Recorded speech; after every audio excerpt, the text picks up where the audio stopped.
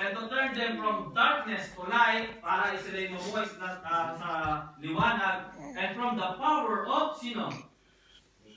And from the power of Satan unto God, no? Sa power ni Satan dati, nandiyan ka na, pag ikaw ay naligtas, mapupunta ka na sa power ni God, no? That they may receive forgiveness of sin. And inheritance, ikaw ngayon ay magiging tagapagmana among them which are sanctified by faith that is in me. Not me, Jesus. No? Si Jesus ang nagsasalita nito. Malinaw po ba? Is it clear, brethren? No?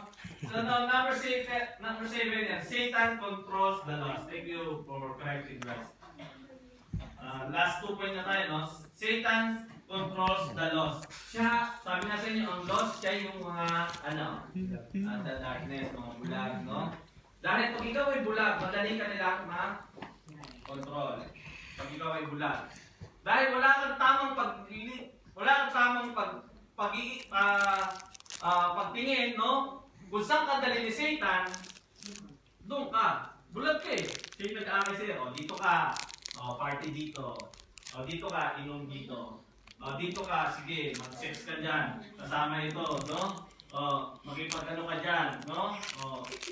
Bahala ka sa dyan ka lang, no? Control ka Hindi ni pa Satan sapat? eh. Kung saan kanya dali, no? Hindi pa? Sunod ka lang. Unless Hindi pa you sapat? got the light of God in you. Dito. Unless you got saved, no? Wala. In John 8:4. No more, no more. Kuha ka ng water. No more, no more.